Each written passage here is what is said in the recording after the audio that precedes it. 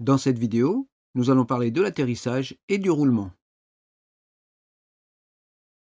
L'atterrissage d'un planeur fait suite à l'approche et comporte 3 phases.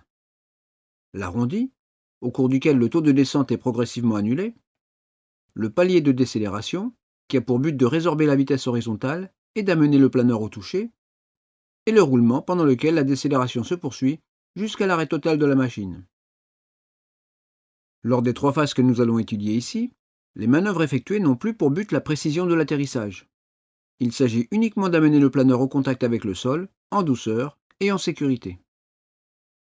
Commençons par parler de l'arrondi, qui va permettre de modifier la trajectoire pour accorder l'approche au palier de décélération.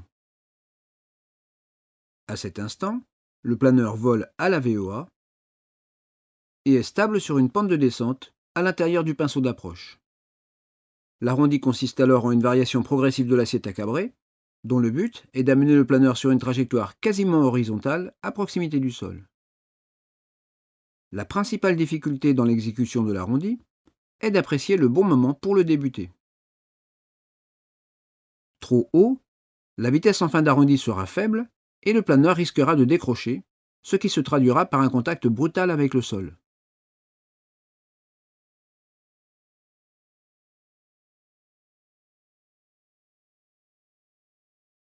Ou trop bas, et dans ce cas le changement d'assiette devra être très rapide afin que le planeur se mette en palier avant de toucher le sol. Si le planeur touche le sol, ce toucher sera probablement ferme et suivi d'un rebond.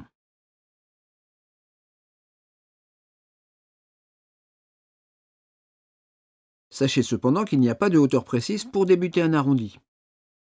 Cette hauteur dépend entre autres de la pente d'approche.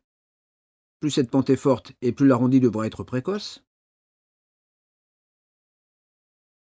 Et de la VOA, plus elle est élevée et plus l'arrondi devra être débuté tôt.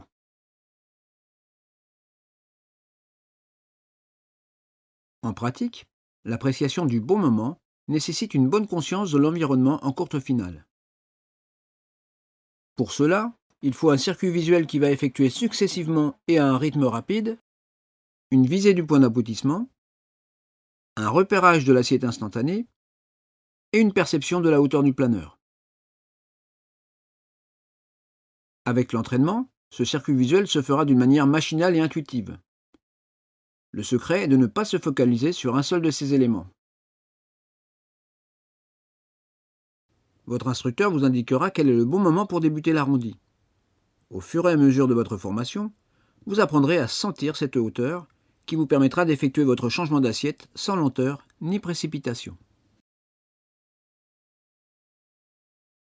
Pour faciliter votre prise de repère de l'assiette à prendre, votre instructeur vous montrera, au sol, avant le départ, l'assiette qui doit être atteinte en fin d'arrondi.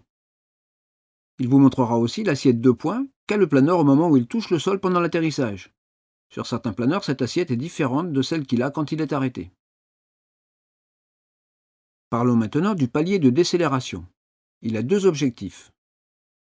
Faire régresser la vitesse de façon à prendre contact avec le sol en ayant le moins d'énergie possible, ce qui permettra un atterrissage court sans recourir à un freinage énergique. Et amener progressivement le planeur à l'assiette de toucher 2 points, c'est-à-dire en touchant simultanément avec le train principal et le patin ou la roulette de queue. Le planeur étant établi sur une trajectoire sensiblement horizontale, il va décélérer et la valeur de la portance due à sa vitesse va diminuer. Pour maintenir le palier près du sol, il va falloir compenser cette diminution de portance par augmentation d'incidence en faisant varier progressivement l'assiette à cabrer. Par chance, cette manœuvre va nous permettre d'atteindre le deuxième but, qui est d'amener progressivement le planeur à son assiette de toucher. La vitesse continuant de diminuer, la trajectoire va s'infléchir vers le bas et le planeur va prendre doucement contact avec le sol.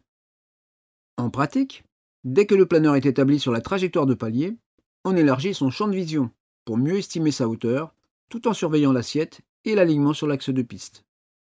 On continue doucement de cabrer jusqu'à atteindre l'assiette de toucher, en étant attentif à ce que le planeur ne prenne pas une trajectoire ascendante. Si le planeur tend à remonter, il suffit d'arrêter l'action à cabrer, puis de la reprendre quelques secondes plus tard. Lors de vos premiers atterrissages, votre instructeur vous demandera de conserver le braquage des aérofreins que vous aviez en courte finale, et de ne les sortir complètement qu'une fois au sol. Quand vous aurez acquis un peu de pratique, il vous fera augmenter le braquage progressivement dès le début de l'arrondi, ce qui permettra de diminuer la longueur du palier de décélération et limitera le risque de remontée si votre variation d'assiette est trop rapide.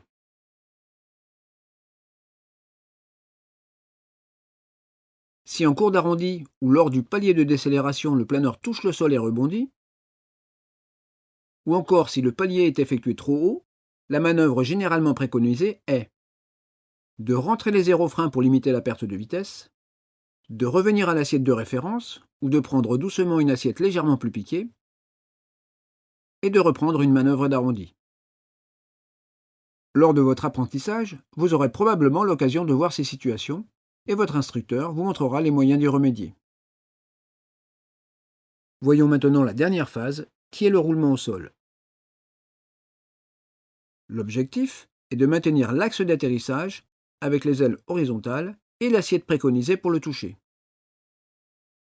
Comme pendant le roulement au décollage, les commandes de tangage et de roulis doivent être manœuvrées de façon indépendante, c'est-à-dire sans conjugaison. On maintient l'axe d'atterrissage uniquement à l'aide des palonniers et on maintient l'inclinaison nulle uniquement avec le manche latéralement. Dès que le planeur est au sol, les aérofreins sont sortis complètement et le manche est amené progressivement vers la butée arrière pour maintenir au sol le patin ou la roulette de queue. On applique alors si nécessaire un freinage modéré. En vous reportant à la vidéo intitulée Introduction à l'approche et à la PTL, vous pourrez revoir les informations concernant les distances moyennes parcourues lors des différentes phases de l'atterrissage, ainsi que les techniques pour évaluer ces distances en vol. Parlons maintenant de l'atterrissage par vent de travers. La tenue d'un axe par vent de travers est effectuée avec une correction de dérive. L'axe longitudinal du planeur n'est donc pas aligné avec celui de la piste. Si l'atterrissage est effectué ainsi, le train d'atterrissage subira une contrainte latérale susceptible de le déformer, voire de le rompre. Au moment de l'arrondi, il est donc nécessaire de réaligner l'axe du planeur avec celui de la piste. Cette manœuvre est appelée décrabage. Si on regarde à nouveau cette manœuvre, on voit que le mouvement de l'axe créé à gauche accélère l'aile droite, ce qui va donc augmenter sa portance. On le constate en vol, bien que le manche reste au neutre, une action sur le palonnier génère une inclinaison du même côté par roulis induit. Lors d'un décrabage, il faudra donc s'attendre à mettre du manche latéral en sens opposé pour garder l'inclinaison nulle. En pratique, on voit ici grâce à la manche à air que le vent est plein travers droit. Une correction de dérive est appliquée. Le repère capot est pointé sur la droite, mais la trajectoire est bien sur l'axe de piste avec la bille au milieu. Au moment de l'arrondi, on effectue le décrabage avec une action sur le palonnier à gauche, tout en maintenant l'inclinaison nulle à l'aide d'une légère action sur le manche vers la droite. Pour terminer, revoyons les points clés de cette leçon. La difficulté de l'arrondi est la bonne appréciation du moment pour le débuter. Le moyen d'y parvenir est d'établir un circuit visuel permettant de prendre en compte simultanément la position du point d'aboutissement, l'assiette du planeur et sa hauteur par rapport au sol. Ce circuit visuel doit être effectué avec un rythme rapide et sans se focaliser sur un des points. Pour faciliter la perception des repères utiles à la réalisation d'un arrondi, il faut avoir visualisé et mémorisé l'assiette de palier près du sol et l'assiette de toucher. Pendant le palier de décélération, il faut cabrer doucement jusqu'à atteindre l'assiette de toucher, en étant attentif à ce que le planeur ne remonte pas.